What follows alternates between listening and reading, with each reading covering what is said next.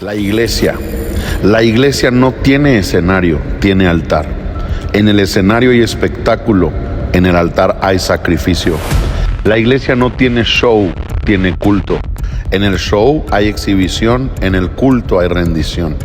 La iglesia no tiene estrellas, tiene siervos. Las estrellas aparecen, los siervos obedecen. La iglesia no tiene fans, tiene discípulos. Los fans aplauden y adulan, los discípulos aprenden y siguen. La iglesia no tiene artistas, tiene ministros. Los artistas actúan, los ministros sirven. La iglesia no tiene público, tiene adoradores. Somos la iglesia y no asistimos a un culto, ofrecemos un culto a Dios. El público asiste y reacciona, los adoradores se postran y se entregan. ¿Y tú? ¿Eres parte de la iglesia? El día de hoy yo estoy continuando la serie Identidad, pero quisiera explorar un nuevo enfoque y es el enfoque de la oración. Yo tenía la intención de cambiar el título, sin embargo, creo firmemente que la oración es parte de la identidad de un creyente. La vida de oración no es algo que debemos hacer cuando todo va mal, cuando no tenemos otra opción. Eso suena muy angelical. Sí vamos a llegar allá, pero todavía no hemos llegado. La vida de oración debe ser un estilo de vida, debe ser parte de nuestra identidad. No es una camiseta que nos ponemos los viernes en un partido, no es algo que de vez en cuando abrazamos. La vida de oración debe ser un estilo de vida. Y por eso dentro de esta misma serie quiero apuntar, enfocar este tema de la oración, la intercesión. Y quisiera que me acompañes a Primera de Reyes, capítulo 18, versículo 41. Y antes de entrar al pasaje vamos a hacer una oración. Señor, gracias porque donde tú estás hay libertad. Gracias, Señor, porque tu palabra sigue siendo esa espada de doble filo que tiene el poder de entrar a lo profundo de nuestro corazón y transformar nuestra vida. Y hoy nos exponemos a esa palabra. Hoy abrimos nuestro corazón a esa palabra. Señor, que si hay en nuestro corazón resistencia a tu palabra, en tu misericordia podamos bajar la guardia, humillarnos y recibir con gozo la palabra. Que seamos buena tierra y tu palabra prospere en nosotros. En el nombre de Jesús, amén y amén. Primera de Reyes 18, versículo 41, dice así: Entonces Elías dijo a Acab: Sube, come y bebe, porque una lluvia grande se oye. Acab subió a comer y a beber. Ahora el contexto es que llevan un par de años que no ha llovido en Israel. Ante esta sequía hay ahora hambre, necesidad. Están en una situación muy deplorable. Y ahora la razón es que Israel dejó de adorar y honrar a Dios y empezó a adorar y honrar a Baal. El Dios que adoras define la vida que vives. Cuando dejas de adorar al Rey de Reyes se acaba la lluvia. Y cuando no hay lluvia, constantemente debemos preguntarnos si seguimos adorando a nuestro Dios y Señor. Porque una de las cosas que Dios produce es eso, lluvia. Y la lluvia produce cosechas. La lluvia produce vida, sanidad, provisión. Pero cuando Dios deja de ser exaltado, y es que en cierto sentido este es un orden, es como la lluvia. La lluvia se vaporiza, sube, y el ciclo es que después baja. Ese es el ciclo. Y con Dios es muy similar. Cuando de aquí para allá sube un reconocimiento, sube una honra, sube una exaltación, tarde o temprano tiene que bajar también la lluvia de Dios, la respuesta de Dios, la manifestación de Dios. Y en este tiempo hay sequía, y la razón es: dejaron de adorar a Dios, adoraron a otro Dios, y entonces hay esta sequía. Y ahora Acab sube, dice la Biblia, a comer y a beber. Pero dice: y Elías subió a la cumbre del Carmelo, y postrándose en tierra puso su rostro entre las rodillas y dijo a su criado: sube ahora y mira hacia el mar. Y él subió y miró y dijo: no hay nada. Y él le volvió a decir: vuelve 7 veces. A la 7ª vez dijo: yo veo una pequeña nube como la palma de la mano de un hombre que sube del mar. Ahora, qué impresionante, porque Elías empezó a orar y no hubo una respuesta inmediata. Tú y yo debemos entender que la oración no siempre va a tener respuestas inmediatas. A veces vamos a orar y va a parecer que no ocurrió absolutamente nada. Mira, oré y no hay nada. Pero la historia continúa, y ahora Elías le dice a su siervo: ve a ver 7 veces. Ahora, no era que desde el Carmelo este siervo se asomaba y veía. Este siervo tenía que bajar y luego subir otra montaña, dicen algunos historiadores, pegado a un mar. Y era donde este siervo era enviado a ver si ya iba a llover. Una vez no se ve nada, 2 veces no se ve nada, 3 veces no se ve nada, 5, 6, 7 veces apenas veo que se empieza a ver una nubecita como la palma de una mano, pequeñita, pero ya se ve algo. A veces también nos pasa de que tanto que insistimos ya empezamos a ver lo que queremos ver y no realmente lo que está pasando. A veces haces algo tanto, deseas algo tanto, pero ya empiezas a ver, pero no es que está pasando, es que ya como que estás viendo mal, ¿verdad? Dices: no, sí, como que ya está cambiando. No ha cambiado. Como que ya. 7 veces insistió. Y qué impresionante, porque por fin empezó a haber una respuesta. Pero esta historia nos enseña algo bien poderoso, y es que mientras unos oran e insisten, otros comen y beben. Un rey comía y bebía bien a gusto en su palacio, mientras que otro intercedía por ver la lluvia de Dios. Y una de las primeras preguntas que tú y yo debemos hacernos es: ¿quién soy yo en la historia de Dios? ¿Soy de los que comen y beben mientras otros oran? ¿Soy de los que persiguen su comodidad por encima de los planes y propósitos de Dios? Porque la oración de Elías no era la ambición de Elías. La oración de Elías era el propósito divino para una nación. Dios le dijo: va a llover. Y Elías creyó por lluvia, pero ahora no solo creyó, sino que insistió hasta que sucedió.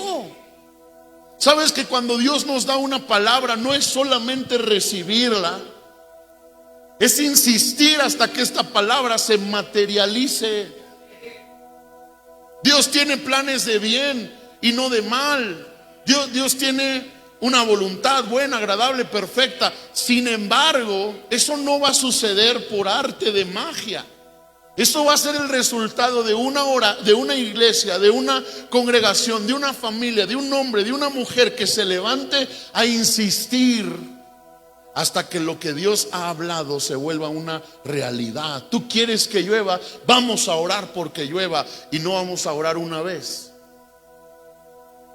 No vamos a orar 2 veces, 3 veces, vamos a orar hasta que llueva. Y si es necesario, vamos a orar 7 veces. Así lo hizo Elías. Pero mientras él oraba y clamaba por lluvia, otro comía y bebía. cómodo, adormecido, desconectado. Lucas 18, versículo 2 es otra historia que Jesús narra hablando de la oración, y él dice: había en una ciudad un juez que ni temía a Dios ni respetaba a hombre. Ay. Había también en aquella ciudad una viuda, la cual venía a él diciendo: hazme justicia de mi adversario. Y él no quiso por algún tiempo. Pero después de esto dijo dentro de sí: aunque ni temo a Dios, ni tengo respeto a hombre, sin embargo, porque esta viuda me es molesta, le haré justicia. No sea que viniendo de continuo me agote la paciencia. Y dijo el Señor: oigan lo que dijo el juez injusto. Este juez injusto le terminó respondiendo a la viuda y le terminó ayudando. ¿Y qué fue lo que lo movió? Era injusto. No temía a Dios, es decir, no reconocía a Dios. El temor de Dios en la Biblia no es que le tienes miedo a Dios, es que eres consciente de Dios. Este juez no era consciente de Dios. Él vivía su vida creyendo que él era quien gobernaba el mundo, quien hacía justicia, quien hacía lo que quería, y no era consciente de Dios. Era malo incluso con la gente. Pero ahora viene una viuda. En el contexto, una viuda representa a alguien vulnerable, desprotegido, alguien que no tenía quien peleara por ella. Pero esta viuda no solamente viene delante de este juez y expone la situación una vez, sino que la Biblia dice que vino e insistió, dice, de día y de noche. De día y de noche, hasta que por fin el juez injusto dijo: ya, esta me va a colmar la paciencia. Ya, tengo que hacer algo. Pero ahora Jesús está diciendo: vean la respuesta de este juez injusto. Y ahora nos hace dos preguntas. ¿Acaso Dios no hará justicia a sus escogidos que claman a Él día y noche? Y luego hace otra pregunta: ¿se tardará en responderles?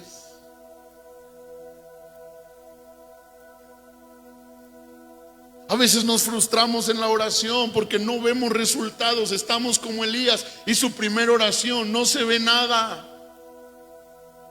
Pero nos ha faltado insistencia. La insistencia de esta viuda no fue de ir siquiera todos los días, fue de ir todos los días, 2 veces, en la mañana y en la tarde. Voy a ir, voy a insistir. Ahora, algo poderoso que esta historia nos enseña es que la batalla en Cristo no se libra con los enemigos, se libra con un juez. Ella tenía un adversario, pero ella no fue con su adversario. Ella no fue con esta persona malvada, perversa, que le hacía daño. Oye, ¿qué te pasa? Ya déjame en paz. Oye, vamos a juntar un grupo de mujeres desesperadas y 1000 viudas para ir a ponernos delante de la... Que nos deje en paz.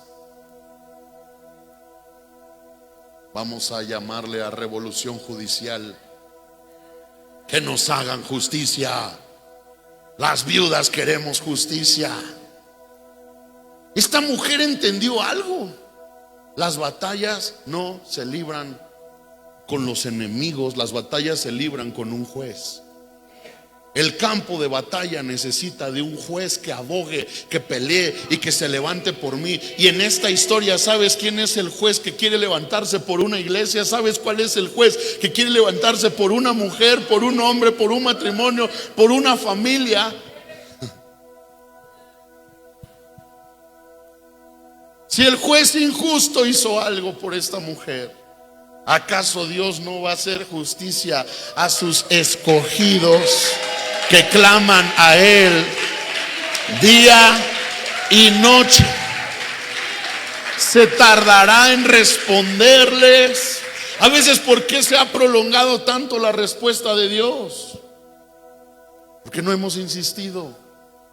porque nos hemos rendido, nos hemos cansado, hemos dejado de clamar. Elías pudo haber vuelto humillado. Híjole, acá pues no llovió. Porque no solo es pararnos en fe, también es insistir hasta que suceda.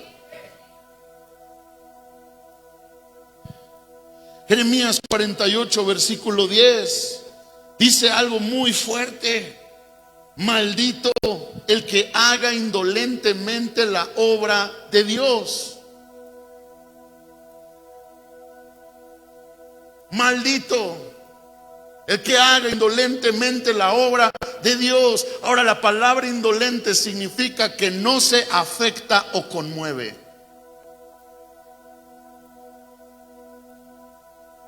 Muchos oramos, pero la pregunta es: ¿de verdad lo que oras te mueve?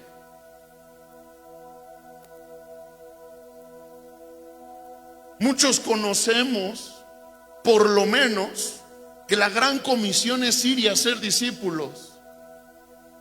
Y sabemos que si hay una asignación personal para todos los que son salvos, es ir y hacer discípulos. Pero la pregunta es: ¿de verdad es algo que nos mueve?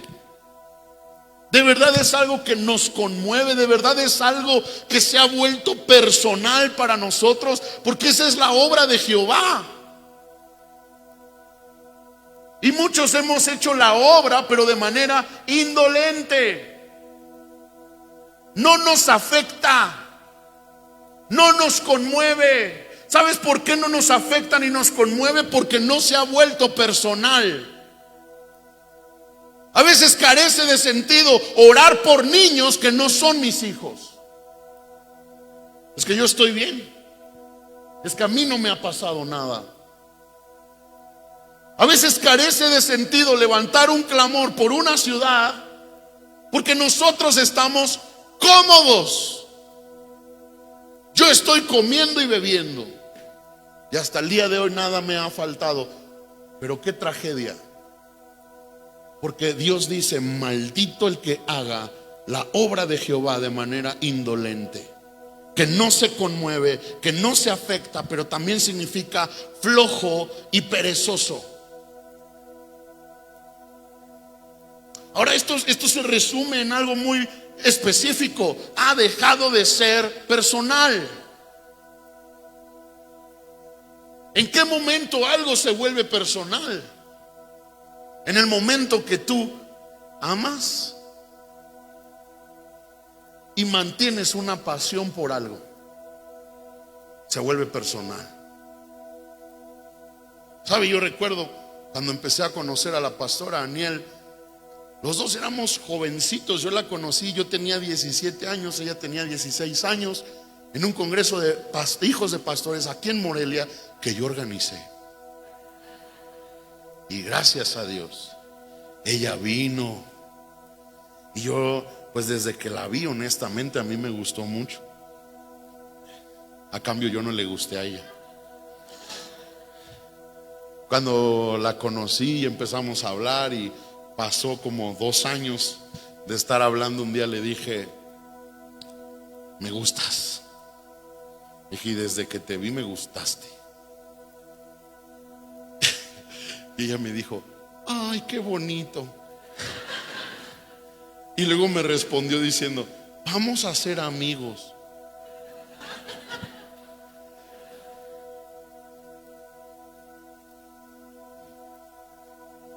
Pero después un día le pregunté, le dije: oye, ¿yo también te gusté? Me dijo: no. Lo único que me llamó la atención de ti es que eras joven y amabas mucho a Dios, y te admiré mucho. Y yo dije: ah, qué chido. Pero, ¿sabe? Cuando yo empecé ya a conocer más a la pastora Aniel, y empezamos a ya tener, o sea, yo sabía que ella también ya sentía algo por mí, y un día hablamos de matrimonio y muchas otras cosas y nuestros sueños. Y la primera vez que la fui a pedir, fui con mi papá. Ahora, los que no saben, Campeche en carro es una distancia de 18 horas si te va bien. Si no hay mucho tráfico, si no hay accidentes, si no hay situaciones en la carretera, porque en viajes nos hemos hecho hasta 22 horas hasta Campeche. Y estoy hablando sin parar. Ahora, en avión, antes, la única manera de llegar a Campeche era Morelia, México, y luego México, Campeche. Pero eso estamos hablando de que se necesitaba provisión, ¿verdad? Porque ese vuelito de Morelia a México siempre ha sido caro. Y cuando fui con mi papá viajamos así, Morelia, México, México, Campeche. Pero luego pido a mi esposa, por alguna razón que después les contaré, mi suegro dice no. Y me dice, guarda ese anillo. Pero esa es otra historia. Pero luego mi papá muere y me dan un consejo y me dicen, tienes que vivir tu luto, espérate por lo menos 2 años. Y me espero 2 años y vuelvo ahora con mi mamá y con mi hermano y vuelvo a pedirla. Y otra vez me dicen no. Eso sí duele, eso sí calienta. Después, pues ya ni mi mamá ni mi hermano me quisieron acompañar. Voy yo solo. Pero ahora me tocó el vuelo en el que te endeudas y te vas en camión de Morelia a México y luego te vas de México a Campeche, y yo me tocó buscar allá un hotelito y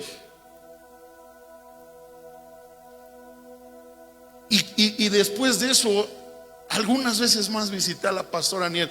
Pero sabe, hasta para mi mamá, cuando yo le pedía permiso, me decía, Shalom, es una locura.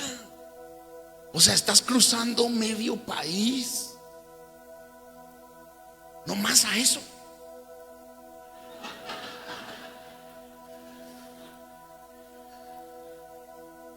Pero ¿a qué voy con esto? Cuando tú estás enamorado y para ti algo es personal, a ti el costo no te interesa. El pastor Luis nos contó también cuando él conoció a su esposa, la pastora Lili. Él vivía en Tecámac, Estado de México, y su esposa vivía en una ciudad de Guadalajara. No era la capital, era otra ciudad, cerca de Autlán, Jalisco, no recuerdo el nombre. Sin embargo, nos dice, de Tecámac hasta el lugar donde ella vivía eran 8 horas. Dice, y cada semana yo iba a verla. 8 horas de ida, 8 horas de regreso. Cuando tú estás enamorado, cuando para ti es personal, el costo se vuelve lo de menos, porque es personal. ¿Qué pasaría si a las 3 de la mañana te llaman y te dicen, se metieron a tu negocio? No importa que sean las 3 de la mañana, tú te levantas, no importa que haga frío, no importa que esté lloviendo, tú vas, porque es personal. Tú amas. ¿Qué pasaría si te llaman de la escuela de tus hijos y te dicen, es urgente que venga, su hijo acaba de caerse, acaba de pasar algo? Nos libramos y no nos va a pasar en el nombre de Jesús. Pero ¿qué harías? Pues inmediatamente buscarías hacer lo que tienes que hacer para ir a atender, porque es personal, porque amas. ¿Y sabes por qué para muchos las cosas de Dios se han vuelto indolentes? No nos conmueven, no nos afectan. Nos da flojera, nos da sueño, porque ha dejado de ser personal.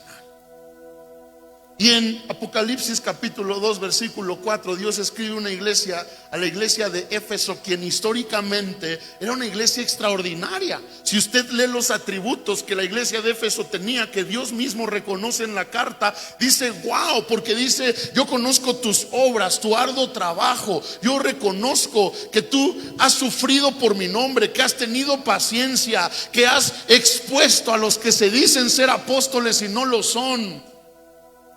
Y continúa diciendo, y si estudiáramos esos atributos, hermanos, Ya es una iglesia impresionante.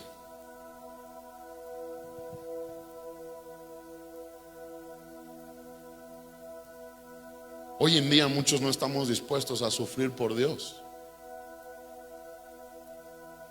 Hoy en día muchos no somos pacientes, porque la Biblia dice que las promesas se reciben con fe y paciencia. Muchos esperamos más de Dios una hada madrina que con una varita haga cosas instantáneas, que un Dios que nos va a meter a procesos para cumplir su destino. Y muchos no somos gente de proceso, de paciencia. Muchos ni siquiera reconocemos cuando algo no es bíblico.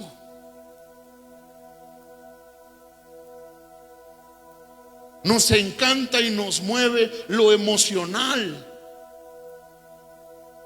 Con mucho respeto, muchas veces el altar se ha vuelto más un lugar de coacheo para superación personal que de enseñanza bíblica para transformación del alma. Hay muchos lugares donde ya no se expone la palabra,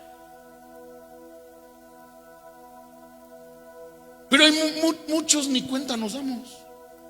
Andamos de aquí para allá y bien contentos y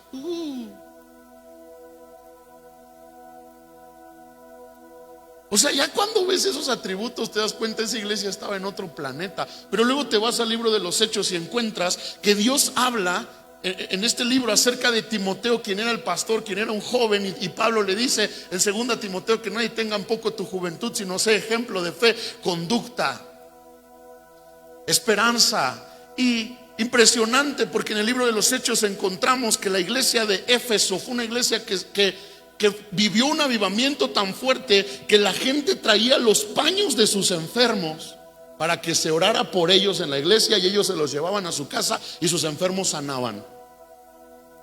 También dice que los brujos trajeron sus libros de adivinación, de hechicería, y los pusieron ahí, y la Biblia dice que los quemaron. Y también dice que los artesanos de la gran diosa Diana se quejaron diciendo: esta religión va a poner en quiebre nuestro negocio, porque ya la gente de Éfeso no quiere comprar nuestras artesanías de la gran diosa Diana. Se están volviendo cristianos. Eso se llama avivamiento. Y esa iglesia lo tenía. Cuentan los historiadores que la iglesia de Éfeso, que hoy en día es Turquía, era una iglesia entre 10,000 y 15,000 miembros. ¿Sabe? Yo estoy orando que Dios nos permita recuperar la iglesia primitiva en su esencia.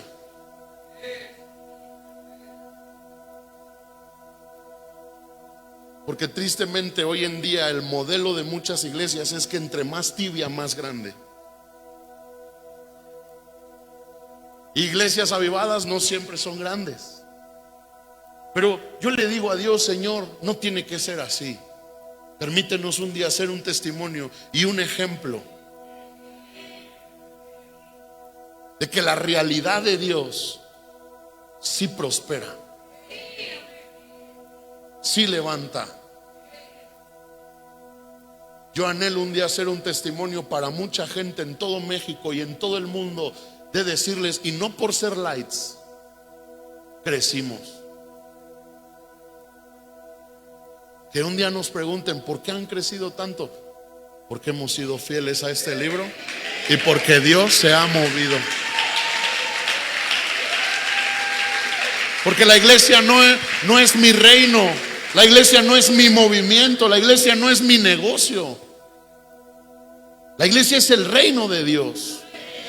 Y nosotros somos responsables de hacer que este reino avance y prospere, o pasar a la historia como la generación cómoda que comió y bebió mientras otros oraban e intercedían. La iglesia no se edifica con una persona, la iglesia se edifica con piedras vivas. Ahora, a esta iglesia tan poderosa, tan avivada, tan extraordinaria, Dios le da una carta y le dice: tengo contra ti que has dejado tu primer amor. Recuerda, por tanto, de dónde has caído y arrepiéntete.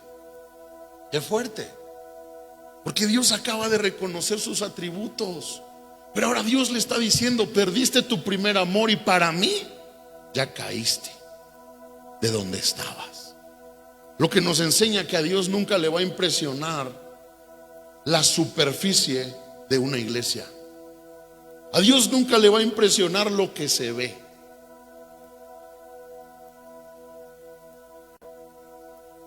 Se ve que son avivados, se ve. A Dios no le mueve lo que se ve.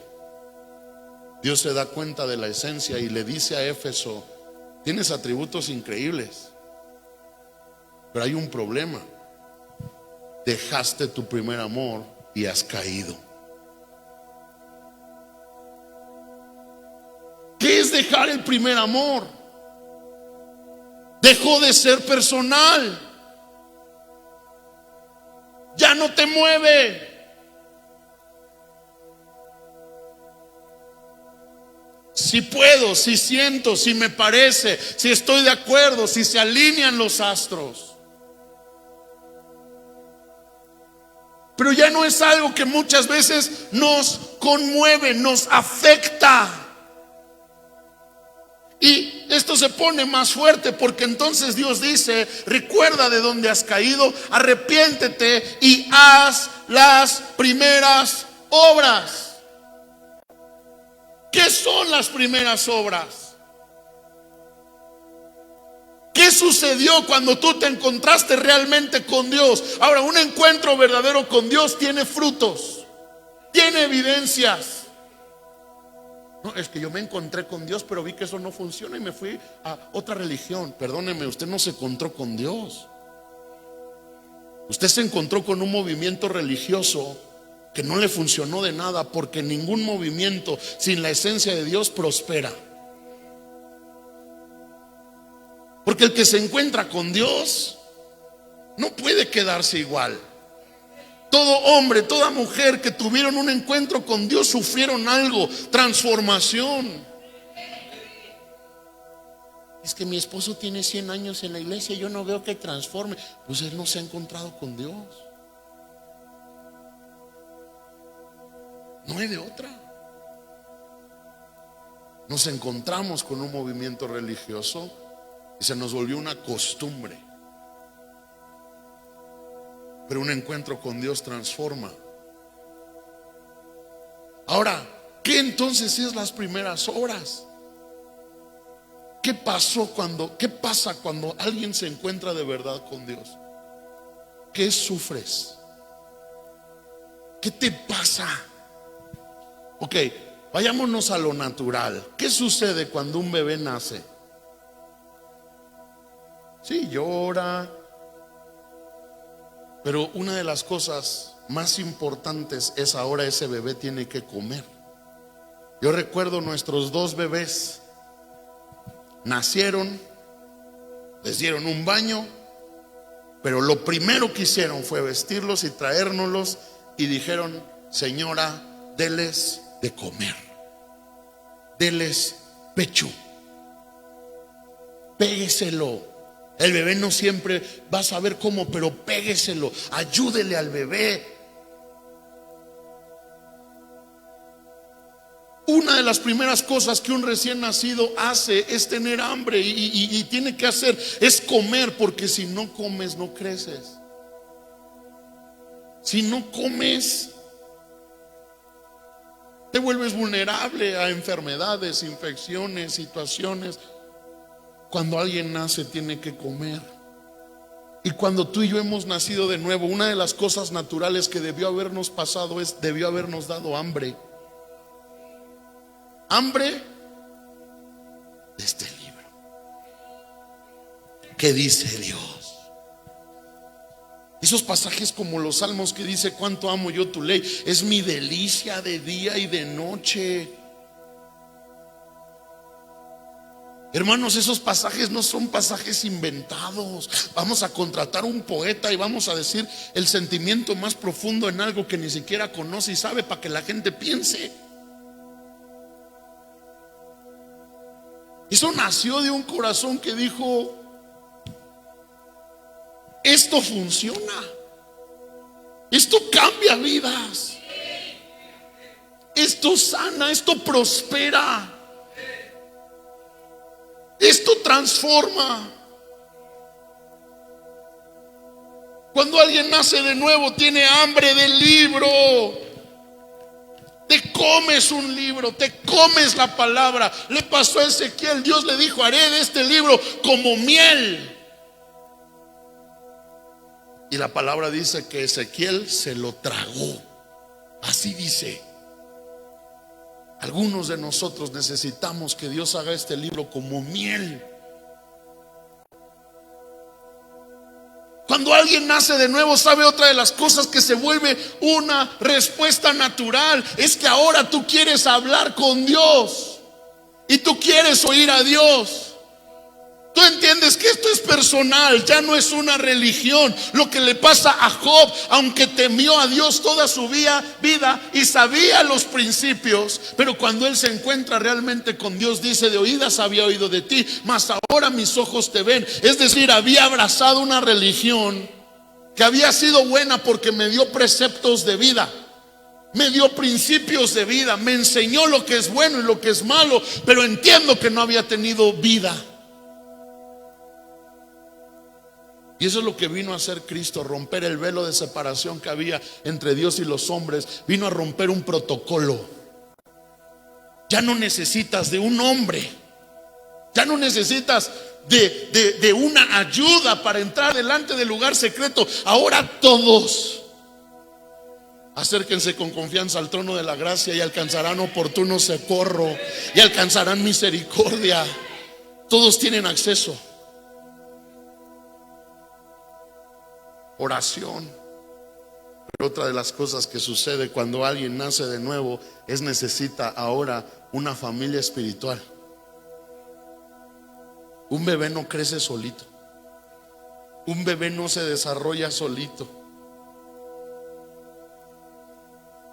Me impactan estas historias de bebés hasta de 3 años abandonados en diferentes casas que los dejaron por tantos días, y cuando sus papás volvieron, papás perversos, sus hijos estaban muertos. Porque un bebé no sobrevive solo. Por eso cuando naces de nuevo, una de las reacciones naturales que Dios pone en nosotros es buscar un lugar donde se predique la palabra. Es encontrar una familia espiritual.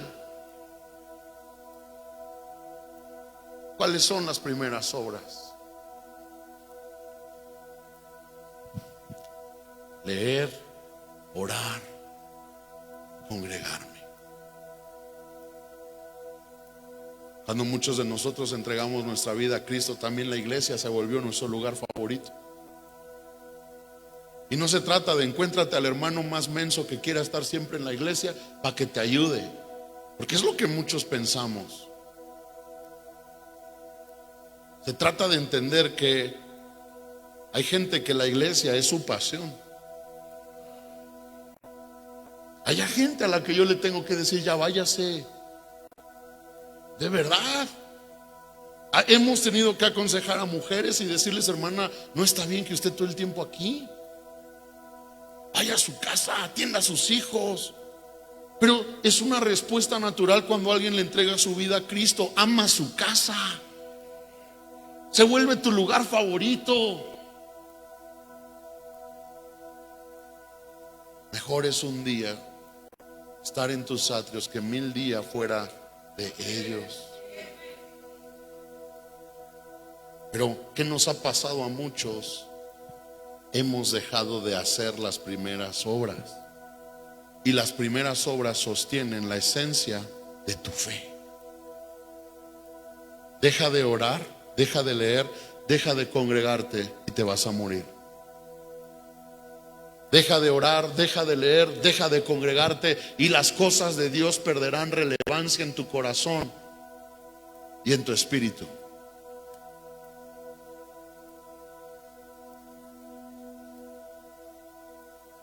¿Qué está diciendo Dios? Necesitas volver a hacer las primeras obras porque se volverá a ser personal.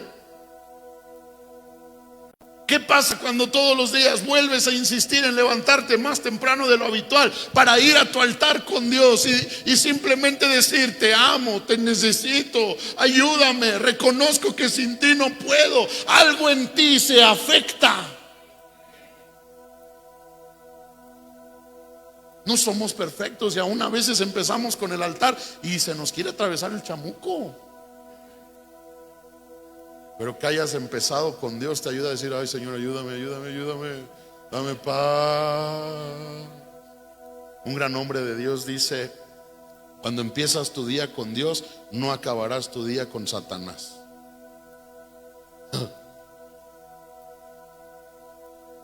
Vuelve a las primeras obras. Vuelve a buscar que esto sea personal.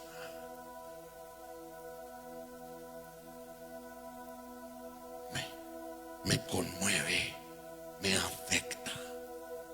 Segunda de Reyes 3:14 dice: estaba Eliseo enfermo de la enfermedad de que murió, y descendió a él Joás, rey de Israel, y llorando delante de él dijo: Padre mío, carro de Israel y su gente de a caballo. Ahora que estaba tratando de decir: tengo muchos enemigos, me siento estresado, no sé cómo le voy a hacer, ayúdame. Y le dijo Eliseo: toma un arco y unas saetas. Y tomó él entonces un arco y unas saetas. Y luego dijo Eliseo al rey de Israel: pon tu mano sobre el arco. Y puso él su mano sobre el arco. Entonces puso Eliseo sus manos sobre las manos del rey y dijo: abre la ventana que da al oriente. Y cuando él abrió, dijo Eliseo: tira. Tirando él, dijo Eliseo: saeta de salvación de Jehová y saeta de salvación contra Siria, porque herirás a los sirios en Afec hasta consumirlos. Y le volvió a decir: toma las saetas. Y luego que el rey de Israel las hubo tomado, le dijo: golpea la tierra. Y él la golpeó 3 veces y se detuvo. Entonces el varón de Dios, enojado contra él, le dijo: al dar 5 o 6 golpes, hubieras derrotado a Siria hasta no quedar ninguno. Pero ahora solo 3 veces derrotarás a Siria. Falta de insistencia, comodidad, adormecimiento. Golpeas pero no insistes.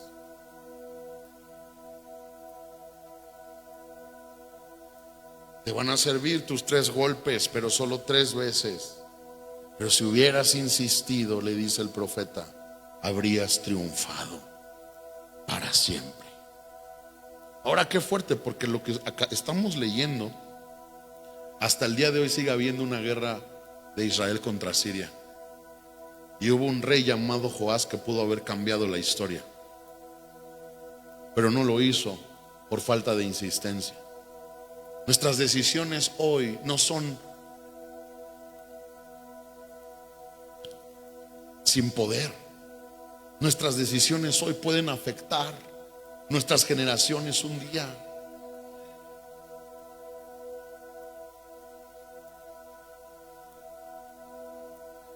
Ay, ¿por qué mi papá nunca venció esto? Ay, ¿por qué no hicieron esto diferente? ¿Por qué? Hay enemigos que se vuelven por generaciones, hasta que no se levanta una generación como David, que dijo: iré, pelearé y no volveré hasta haberlos destruido. En mi generación se acaba el divorcio. En mi generación se acaba la mediocridad para Dios. En mi generación se acaba la apatía. En mi generación se acaba el tener que caer para tenerme que volver a levantar. En mi generación se acaba.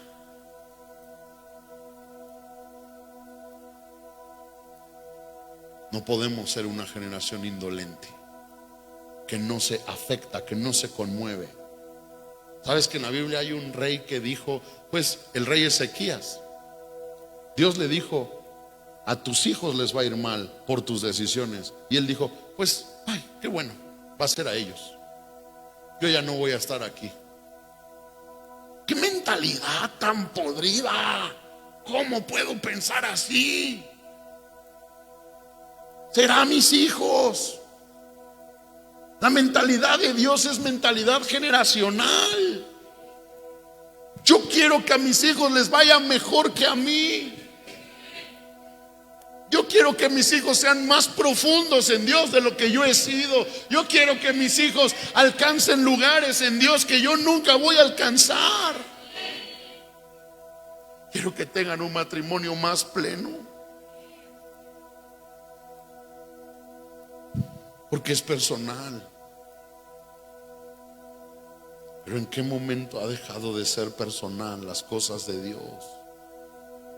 ¿En qué momento nos hemos vuelto gente que golpea sin insistir porque no nos mueve? La comodidad tiene este poder de engañarnos, de hacernos creer todo está bien, yo no necesito nada, yo no tengo por qué incomodarme. Isaías 62:6 dice: sobre tus muros, oh Jerusalén, he puesto guardas todo el día y toda la noche. ¿Se acuerda la insistencia de la viuda? De día y de noche. Y ahora Dios dice: yo quiero replicar ese modelo. Yo quiero que se levante sobre Jerusalén, la ciudad santa, hombres y mujeres que claman todo el día y toda la noche y no callan. Y luego dice: y los que se acuerdan de Jehová no reposen ni le den tregua hasta que restablezca Jerusalén y la ponga por alabanza en la tierra. Jerusalén fue la lucha de ellos, pero Morelia es mi lucha. Morelia es tu lucha.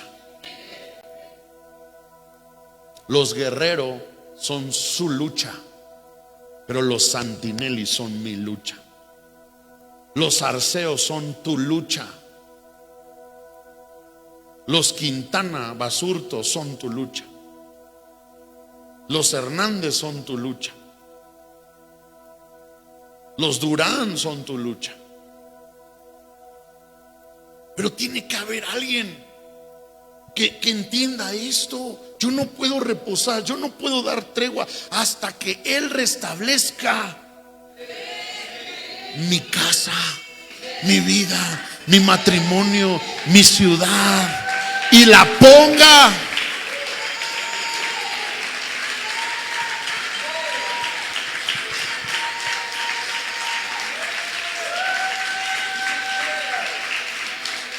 ponga por alabanza de la tierra. ¿Hasta cuándo debo insistir? Cuando ya no me peguen,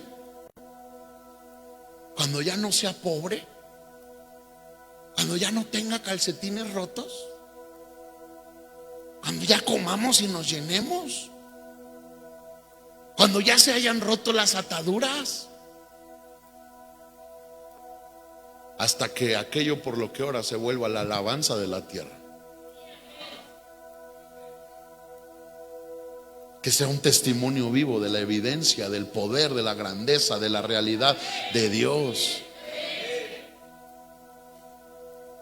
Con mucho respeto, pero yo no puedo permitir y creer que quien va a cambiar las cosas en mi ciudad es un político.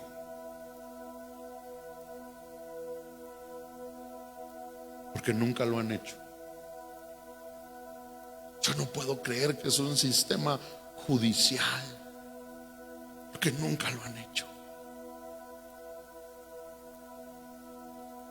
Pero si hay alguien que puede restablecer y volver algo de una condición reprobada a una alabanza de la tierra, es Él. Pero hay alguien que tiene que no reposar, no dar tregua e insistir, golpear día y noche. Lamentaciones 2:19 dice: levántate. Hermanos, no vamos a hacer nada si primero no nos levantamos. Muchos de nosotros tenemos un espíritu derrotado, cómodo, cansado, para quien no es personal. Levántate, despierta, sacúdete. La Biblia dice: busquen primeramente el reino de Dios y su justicia, y todo lo demás será añadido. Honestamente, ese pasaje me incomoda.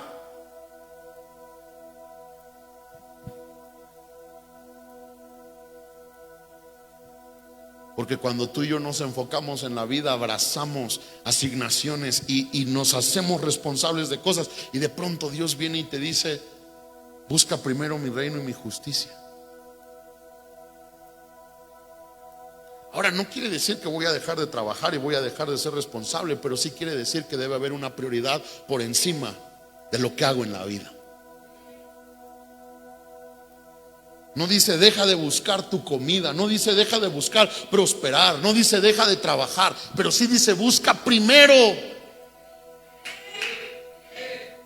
mi reino y mi justicia. Y por eso a veces Dios tiene que decirnos: levántate, porque estás en una condición que no es aquella por la cual te rescaté, te llamé y te redimí. Levántate. Da voces en la noche al comenzar las vigilias. Derrama como agua tu corazón ante la presencia del Señor. Alza tus manos a Él, implorando la vida de tus pequeñitos que desfallecen de hambre en las entradas de todas las calles. Claramente no se habla de sus hijos nacidos de su vientre, pero está hablando de los hijos de su ciudad. Si yo no me empiezo a preocupar por los hijos de mi ciudad, tendré que preocuparme por mis propios hijos. Si yo no me empiezo a preocupar por las viudas de mi ciudad, tendré que empezar a preocuparme por mi propia esposa. Porque una manera en que Dios guarda mi entorno es cuando yo dejo de ser indolente y empiezo a ocuparme de lo que no es mío. A veces el Señor nos tiene que sacudir, simbrar y sacar de una comodidad para despertarnos. Ahora tú podrías decir: qué malo. Y eso es lo que nos ha vendido el humanismo. Pero el padre al hijo que ama desde temprano lo corrige y lo disciplina. Y porque Dios te ama tanto, no puede permitir que tu vida se vuelva un desperdicio de 80 años. 80 años engañado, 80 años ensimismado, 80 años persiguiendo el aire, para un día morir, antes de morir decir: ya entendí que esto no era todo. Ah, no, pues wow, lo entendiste a buena hora. Ya entendí que debía amar más a mi mujer. Ay, Padre, ayúdanos.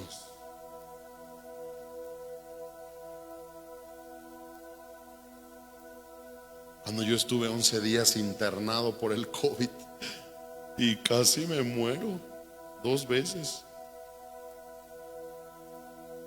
yo no salí siendo el mismo. Pregúntale a mi esposa.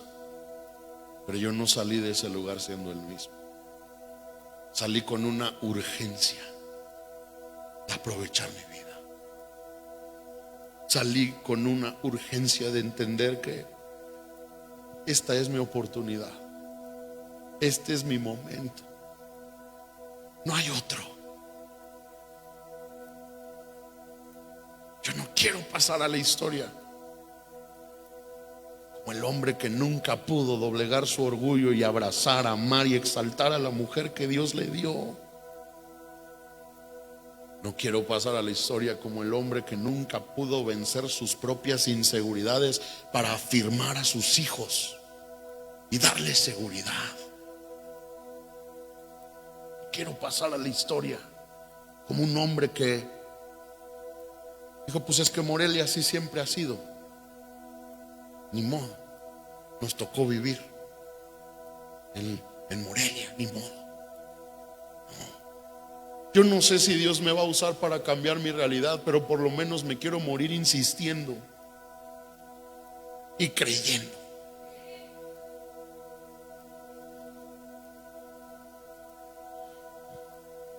Levántate por lo que a Dios le duele.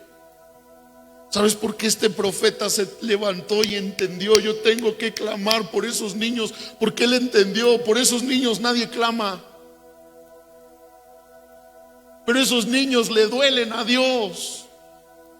Esos niños ocupan el corazón de Dios. Esos niños conmueven el corazón de Dios. Lee tu Biblia y vas a descubrir que hubo momentos donde Dios estuvo triste, enojado con lo que veía en Sodoma y Gomorra. La Biblia dice que subió delante de él incienso, y era el hambre y el dolor de la gente alrededor de Sodoma y Gomorra. La razón por la cual Dios destruyó Sodoma y Gomorra no fue su perversión, fue su indiferencia.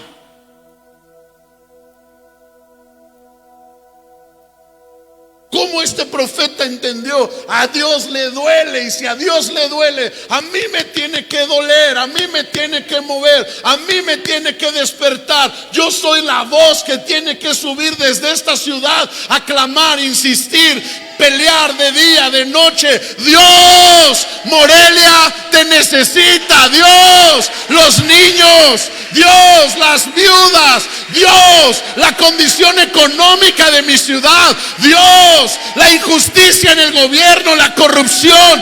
Dios.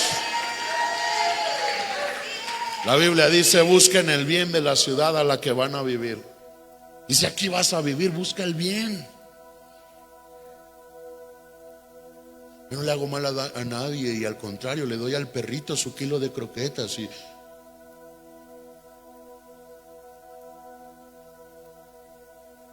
me voy a comprar un carro eléctrico para ya no hacer emisiones. Lo que Dios anhela, hermanos, no es esa superficie de creer que estamos haciendo un cambio y no estamos haciendo nada. Dios anhela una voz que se vuelva a levantar por lo que a Él le duele. Levántate, derrama tu corazón como agua ante su presencia. Alza tus manos a Él,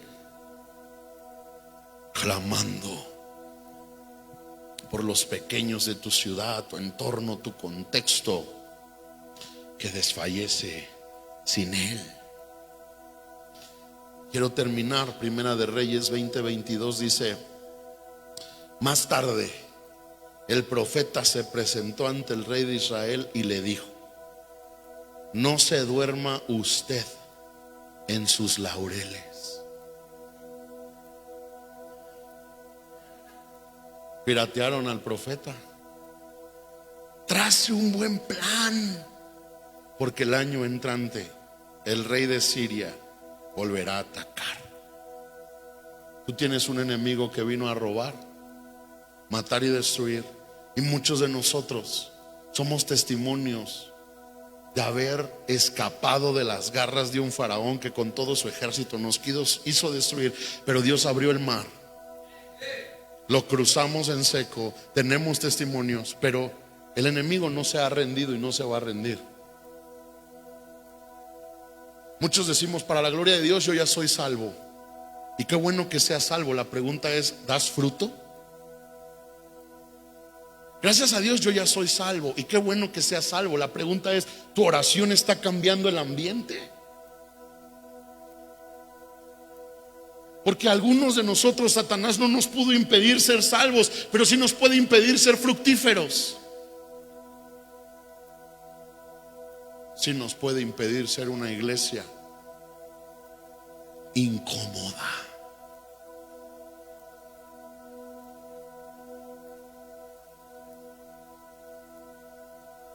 Quiero terminar contándoles una historia que es una biografía de Jorge Müller. Jorge Müller fue un hombre en Inglaterra que abrió muchos orfanatos.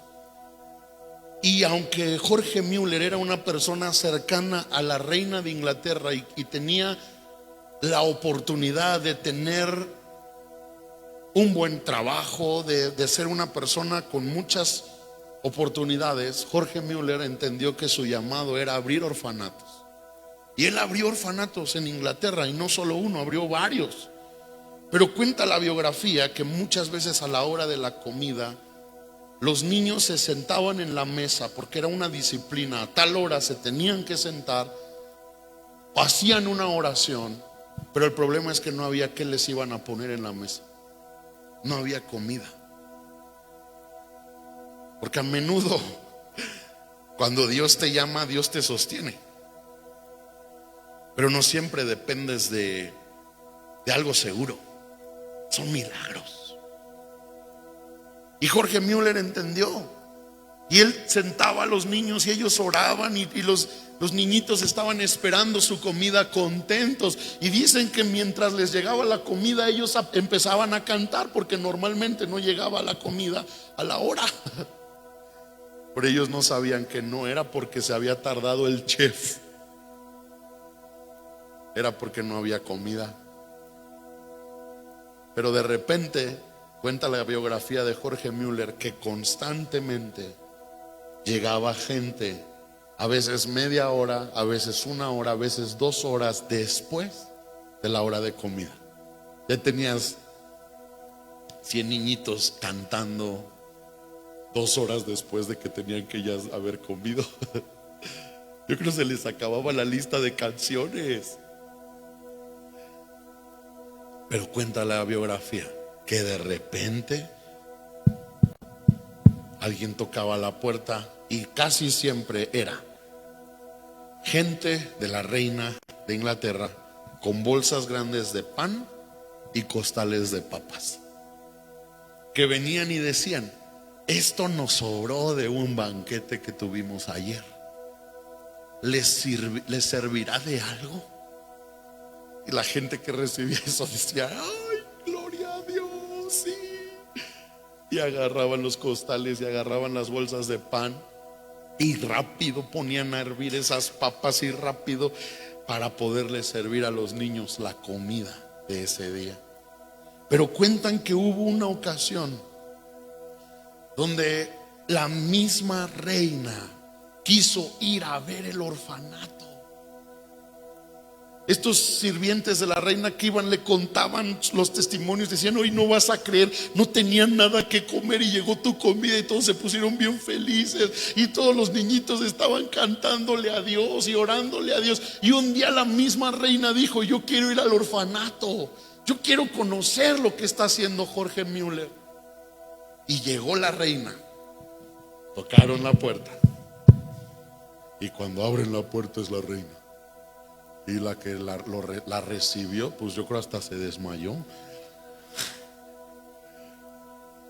Y yo creo los niños gritaron: hoy no vamos a comer papas, hoy vamos a comer carne. Digo, eso es de mi cosecha, no dice eso la biografía, pero me la imagino. Pero lo que sí dice la biografía es que inmediatamente le permitieron pasar. La reina empezó a estar ahí con los niños, y le llamaron a Jorge, porque Jorge estaba en su cuarto orando. Su biografía dice que antes de cada comida él pasaba horas orando, porque no sabía qué iban a comer. Pero él había encontrado un instrumento, la oración.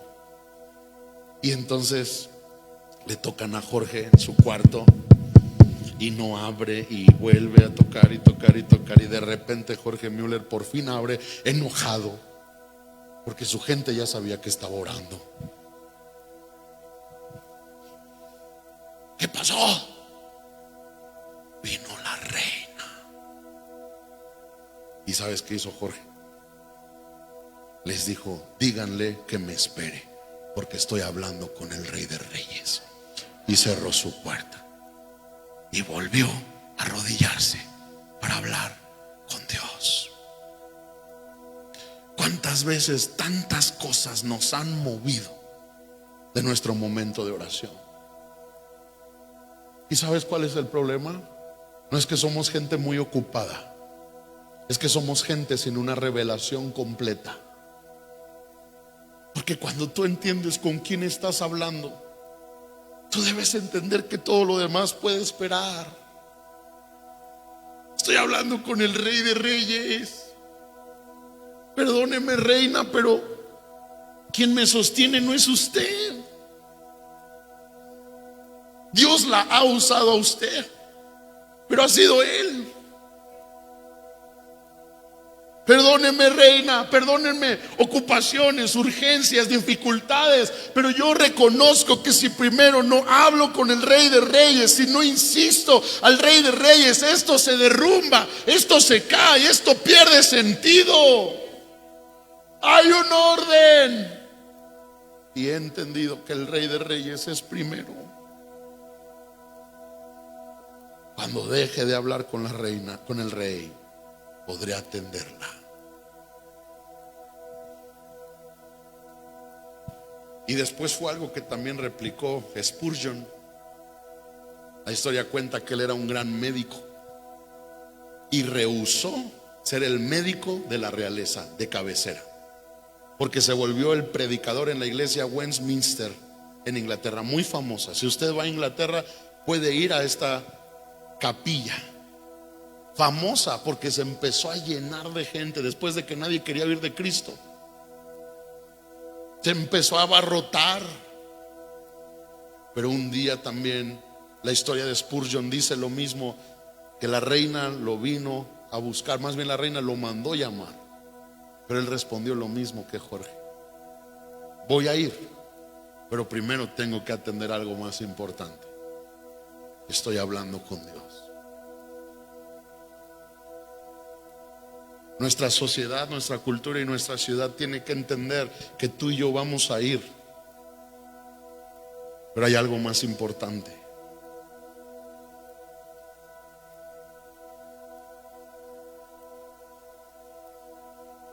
El día de hoy el Señor nos quiere hacer un llamado de salir de la comodidad para volver a las primeras obras.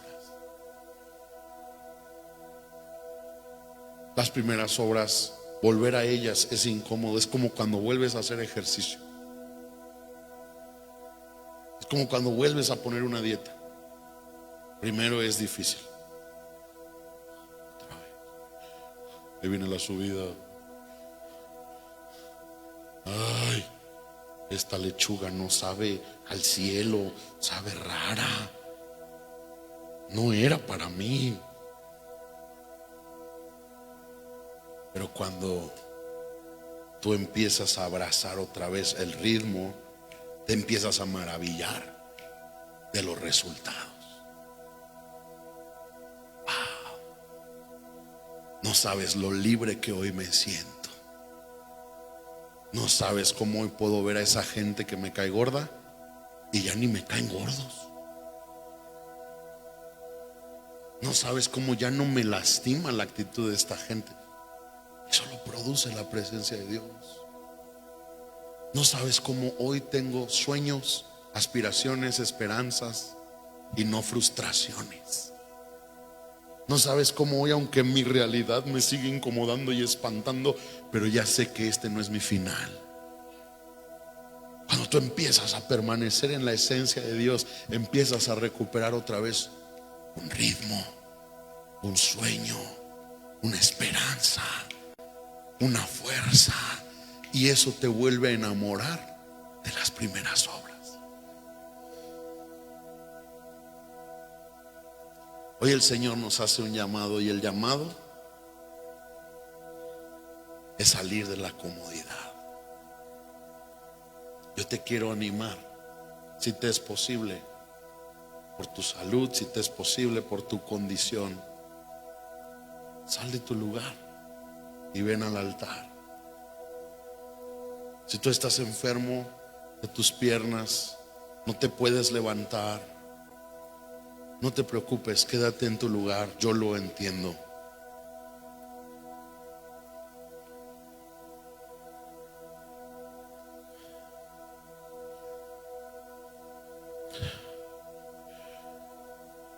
Hace 8 días se me acercó una mujer que viene en una andadera a la iglesia y me dijo: cómo me encanta pasar a los llamados.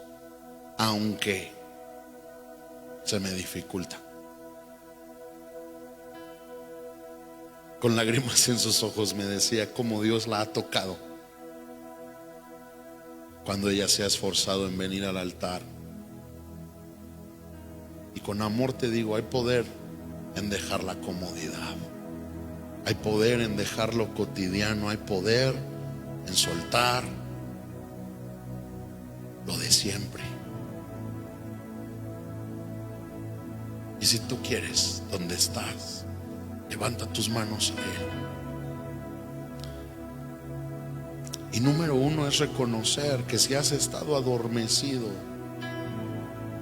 si ha habido cosas que han ocupado su lugar y de pronto ha dejado de ser tan personal.